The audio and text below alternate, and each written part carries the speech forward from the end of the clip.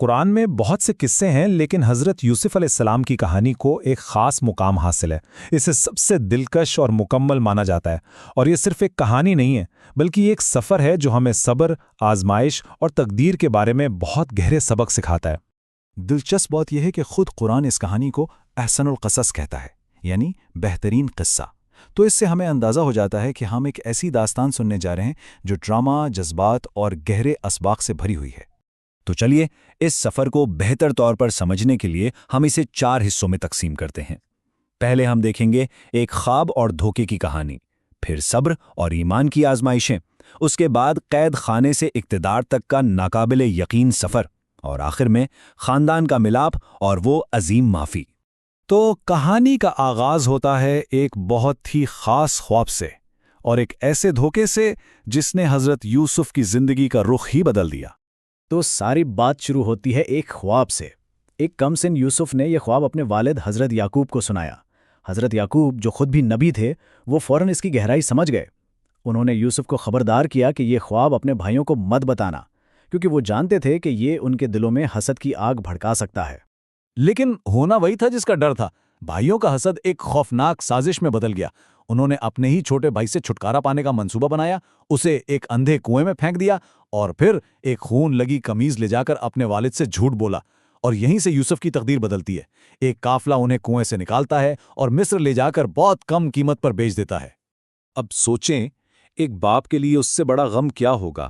لیکن اس شدید دکھ اور دھوکے کے عالم میں بھی حضرت یعقوب کا جواب تھا صبر جمیل، یعنی بہترین صبر۔ ان کا ایمان ذرا بھی نہیں ڈگمگایا، اور یہی اس کہانی کا ایک مرکزی سبق ہے کہ مشکل ترین وقت میں بھی اللہ پر بھروسہ رکھنا چاہیے۔ تو اب کہانی کا اگلا باب مصر میں کھلتا ہے۔ یہاں یوسف کی آزمائشیں جسمانی مشقت کی نہیں تھیں، بلکہ اب ان کے کردار اور ایمان کا اصل امتحان شروع ہونے والا تھا۔ مصر میں یوسف کو ایک بہت بڑے اخلاقی آزمائش کا سامنا کرنا پڑا۔ جس گھر میں وہ رہتے تھے، وہاں کے مالک عزیز مصر کی بیوی نے انہیں گناہ کی طرف راغب کرنے کی کوشش کی۔ اس نے نہ صرف انہیں ورگلایا، بلکہ ان کی ساکھ اور آزادی کو بھی داؤ پر لگا دیا۔ لیکن یوسف ثابت قدم رہے۔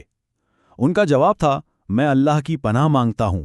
انہوں نے کسی بھی دباؤ کے آگے جھکنے کے بجائے اپنے اصولوں کو چنا۔ دیکھیں، ان کی بے گناہی کا ثبوت بھی سامنے آ گیا۔ ان کی قمیض پیچھے سے پھٹی ہوئی تھی، جس کا مطلب تھا کہ وہ بھاگ رہے تھے، نہ کہ حملہ آور تھے۔ بات یہیں ختم نہیں ہوئی۔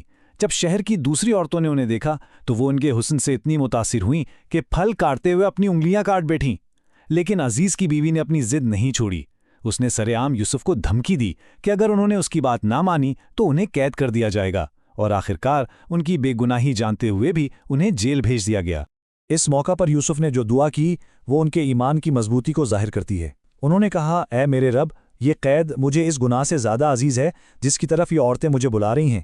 یعنی انہوں نے اصولوں پر سمجھوتا کرنے کے بجائے قید کی سختی کو ترجیح دی۔ اور اب کہانی ایک ایسے ڈرامائی موڑ پر آتی ہے جہاں سب کچھ بدلنے والا ہے۔ قید خانے کی تاریکی سے نکل کر اقتدار کی بلندیوں تک کا سفر، آخر یہ کیسے ممکن ہوا؟ اس کی وجہ تھی ایک خاص صلاحیت جو اللہ نے یوسف کو عطا کی تھی۔ اسے قرآن میں تعویل الاحادیث کہا گیا ہے۔ اس کا مطلب ہے خوابوں کی گہری تعبیر جاننا اور واقعات کے پیچھے چھپے اصل مطلب کو سمجھ لینا۔ یوسف نے اپنی اس صلاحیت کا پہلا استعمال قید خانے میں ہی کیا۔ ان کے ساتھ 2 اور قیدی تھے، ایک ساقی اور دوسرا نان بائی۔ دونوں نے خواب دیکھے اور یوسف سے تعبیر پوچھی۔ یوسف نے ایک کو بتایا کہ وہ رہا ہو کر بادشاہ کو دوبارہ شراب پلائے گا، اور دوسرے کو بتایا کہ اسے پھانسی دے دی جائے گی، اور ہوا بھی بالکل ویسا ہی۔ کچھ سال بعد مصر کے بادشاہ نے ایک بہت ہی عجیب خواب دیکھا۔ 7 موٹی تازی گائیں ہیں جنہیں 7 دبلی پتلی گائیں کھا رہی ہیں۔ اس کا کیا مطلب ہو سکتا ہے؟ اس خواب نے پورے مصر کے عقل مندوں اور جادوگروں کو پریشان کر دیا۔ کوئی بھی اس کا مطلب نہیں بتا سکا۔ تب اس ساقی کو یوسف یاد آئے اور انہیں بادشاہ کے سامنے پیش کیا گیا۔ یوسف نے نہ صرف خواب کا مطلب بتایا، بلکہ آنے والے بحران سے نمٹنے کا ایک مکمل منصوبہ بھی پیش کر دیا۔ انہوں نے بتایا کہ اس کا مطلب ہے 7 سال خوشحالی کے آئیں گے۔ اس دوران ہمیں خوب غلہ اگا کر ذخیرہ کرنا ہوگا۔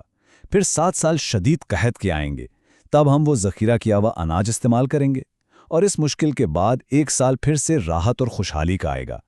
یہ صرف ایک خواب کی تعبیر نہیں تھی، یہ مصر کو بچانے کا ایک جامع معاشی منصوبہ تھا۔ लेकिन कैद से बाहर आने से पहले यूसुफ ने एक बहुत अहम मुतालबा किया। उन्होंने कहा कि पहले मेरी बेगुनाही साबित की जाए, मेरा नाम साफ किया जाए। चुनाचे उन औरतों को बुलाया गया, उन्होंने सबके सामने अपनी गलती का एतराफ़ किया और यूं यूसुफ की बेगुनाही का सरेआम ऐलान हुआ। और इसके बाद जो हुआ वो तारीख का हिस्सा है। एक कैदी जिस पर झूठा इल्ज़ाम था, अब मिस्र के ख़जानों का निगरान यानी अजीज़ मिस्र बना दिया गया। कैद खाने की पस्ती से लेकर मुल्क की सबसे ऊंची कुर्सियों में से एक तक, ये उनकी ज़िंदगी का सबसे बड़ा मोड़ था। अब कई साल बीत चुके हैं। वही कहत जिसकी पेशिनगोई यूसुफ ने की थी अब पूरे खित्ते में फैल चुका है, और यही कहत उनके माजी को, उनके भाइयों को वापस उनके दरवाजे पर ले आता है। यूसुफ के भाई गल्ला लेने के लिए मिस्र आते हैं। वो अपने भाई को पहचान नहीं पाते जो अब मिस्र का हाकिम है, लेकिन यूसुफ उन्हें फौरन पहचान लेते हैं। उसके बाद जो कुछ होता है वो बहुत ड्रामाई है। यूसुफ उनका इम्तिहान लेते हैं, उनसे कहते हैं कि अपने सबसे छोटे भाई बनियामीन को भी साथ लाओ। फिर वो एक मंसूबा बनाते हैं जिसके जरिए वो बनियामीन को अपने पास रोक लेते हैं। भाई बेबसी और मायूसी की हालत में रहम की भीख मांगते हैं। अब कहानी अपने उरूज पर है। देहाइयों की जुदाई, बचपन का धोखा और इतने सालों का दर्द। इन सब के बाद जब यूसुफ आखिरकार अपनी हकीकत जाहिर करेंगे तो उनका रद्द-ए-अमल क्या होगा? क्या वो बदला लेंगे? और ये था यूसुफ का जवाब। आज तुम पर कोई मलामत नहीं है, अल्लाह तुम्हें माफ़ करे, और वो सब रहम करने वालों में सबसे ज़्यादा रहम करने वाला है। इंतकाम और गुस्से के बजाय उन्होंने माफ़ी और रहमत का रास्ता चुना। ये इस पूरी दास्तान का सबसे बड़ा सबक और उसका जज्बाती मरकज़ है। और फिर वो मंजर सामने आता है जिसके लिए ये सारी कहानी तरतीब दी गई थी। यूसुफ के वालिदैन और 11 भाई मिस्र पहुंचते हैं और उनके सामने इज्जत से झुकते हैं। वो ख्वाब जो एक छोटे बच्चे ने देखा था और जिसकी वजह से ये सारा सफ़र शुरू हुआ था, आखिरकार सच साबित हो गया। कुरान उस किस्से के आखिर में हमें याद दिलाता है, यकीनन इनके किस्सों में अक्ल वालों के लिए एक सबक है। यानी ये सिर्फ एक कहानी नहीं है, बल्कि ये समझ बूझ रखने वालों के लिए हिकमत और गौर व फिक्र का एक खजाना है। तो आखिर में ये सवाल सोचने के लिए है कि बेपनाह मुश्किलात, एक अटल ईमान और फिर एक अजीम माफ़ी की ये कहानी हमें अपनी ज़िंदगी के सफ़र और उसके उतार चढ़ावों से निमटने के बारे में क्या सिखा सकती है।